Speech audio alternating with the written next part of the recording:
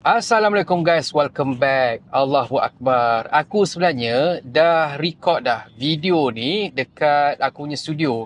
Tapi waktu tu aku rushing lah. Bila kata aku on the way, nak ada meeting dengan David Teo. Bila aku check balik video aku tu, la ilaha illallah, dia punya audio dengan dia punya visual tu tak sync. Tapi tak kisahlah macam mana pun, untuk hari ni kita nak sembang pasal satu filem yang sebenarnya memang aku yakin ramai daripada kita ni yang menunggu, iaitu filem Papa Zola Game On. Jadinya bila kata filem ni release 11 hari bulan Disember, aku tak tunggu lama, aku terus ajak family aku untuk pergi tengok filem Papa Zola ni. Dan kebetulan nasib baik sebabnya semalam birthday Sultan Selangor, makanya wife aku cuti. So lepas lunch kita orang pun pergilah ke IOI City Mall untuk tengok filem Papa Zola ni. Anyway, nak dijadikan cerita, aku sebenarnya nak habiskan review ni lepas je aku tengok filem Papa Zola dekat IOI City Mall tu. So macam sambil jalan-jalan tu aku nak record lah video ni semua kan. Art pakai iPhone 17 Pro? Tak, aku masih lagi dalam mode boycott. Aku masih pakai iPhone lama tapi aku tukar dia punya cover. Tapi masalahnya anak bertuah aku seorang ni malas pula nak berjalan. Jadinya aku terpaksalah dokong dia daripada mall tu sampailah pergi kat kereta. My back. Oh, my back.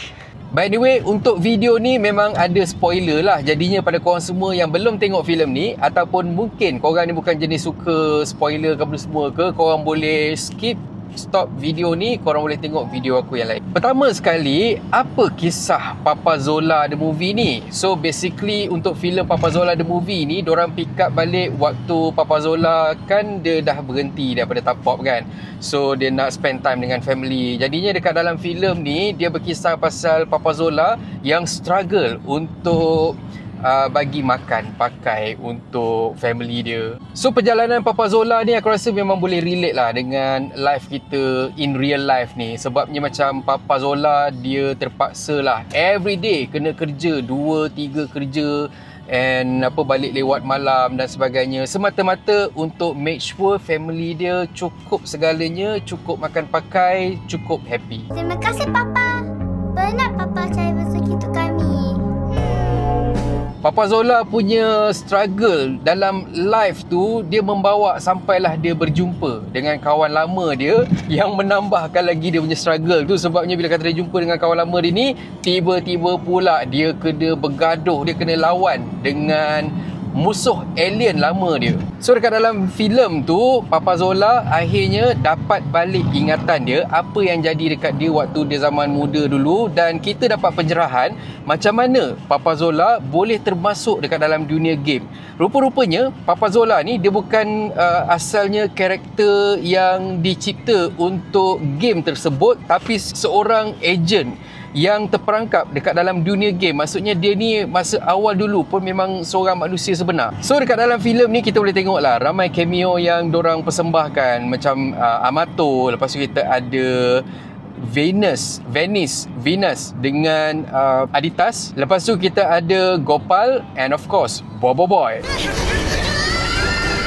Dalam filem ni kita boleh tengok sahabat bertukar menjadi musuh, sahabat baru jadi second final boss, dan sahabat lama bertukar jadi final boss. So cerita filem Papa Zola ni, dia best ataupun tak? So untuk kali ni aku nak share dengan korang apa yang aku suka pasal filem Papa Zola dan apa yang aku tak suka pasal filem Papa Zola. Adik Raf, best ke tak filem Papa Zola?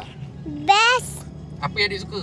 Filem tu lain dari lain. Sudah, tak payah nak bagi jawapan standard netizen.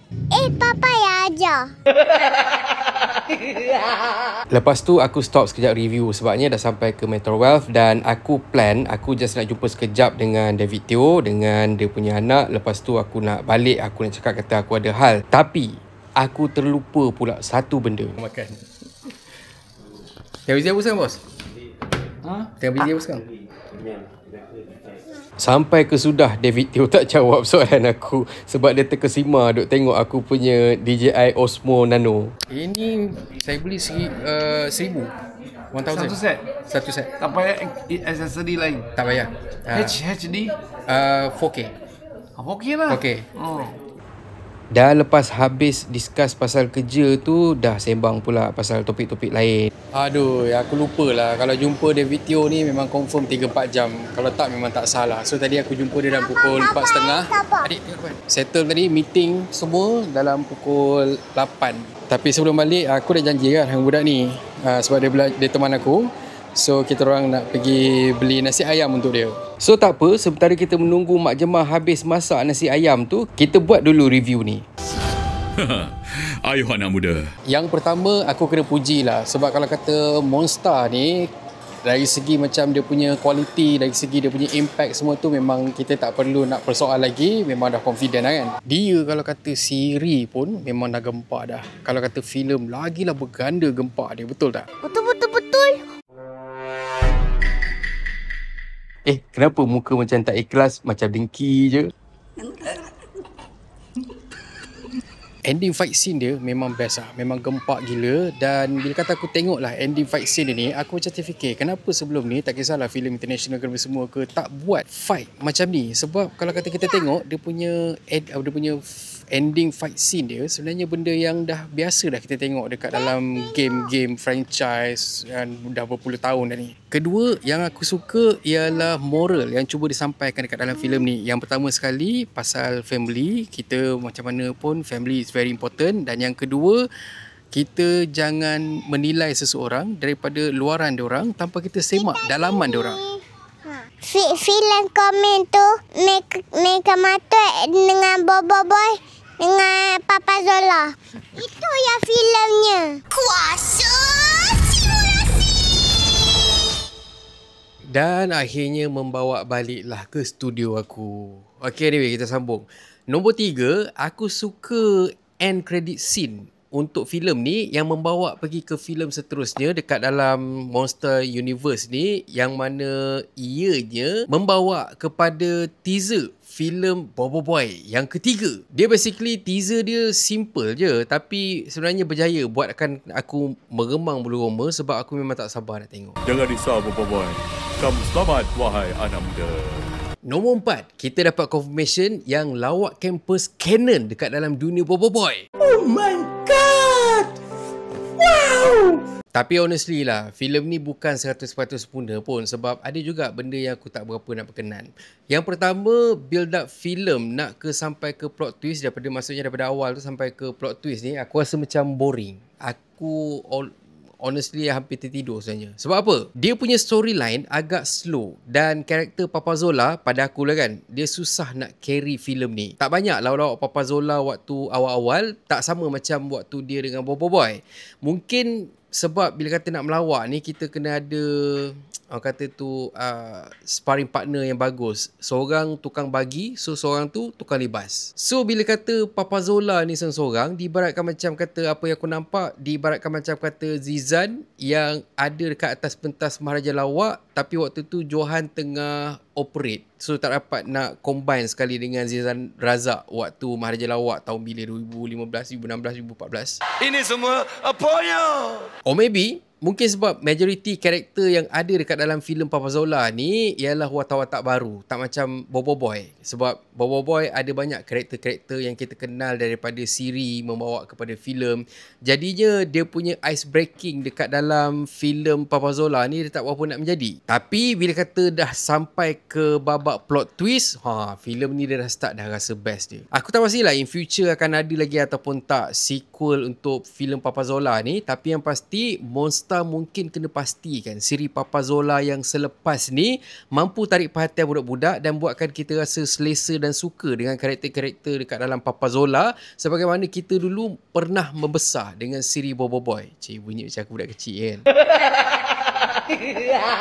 Cuma satu benda korang kena tahu, ini ialah pandangan aku lepas aku tengok filem ni satu kali. Mungkin pandangan aku akan berubah kalau kata aku pergi tengok buat kali kedua. Sebab macam korang tengok, aku tak bawa anak pertama aku untuk tengok filem Papa Zola ni. So of course, bila kata dia dah balik daripada kampung nanti, aku kena pergi tengok lagi sekali. Jadinya, buat masa ni, terimalah kebenaran walaupun kebenaran itu pahit. Apa-apa pun untuk filem Papa Zola ni aku bagi 7/10. Kau tanya aku yakin lah yang filem ni mampu untuk dapat berpuluh juta collection dan cukup syarat dia untuk dipasarkan dekat keluar negara dengan rasa bangga. By the way, korang yang dah pun tengok filem ni kan, apa pula pandangan korang? Cuba korang komen dekat kolom bawah ni. Dan akhir kata pepantun, hari-hari main bola sampai jadi bintang dunia. Cerita ini pasal Papa, pedih penat jaga keluarga. Dan kalau korang suka konten dia dalam channel ni, please consider to subscribe. So thank you very much for watching and have a nice day. Assalamualaikum.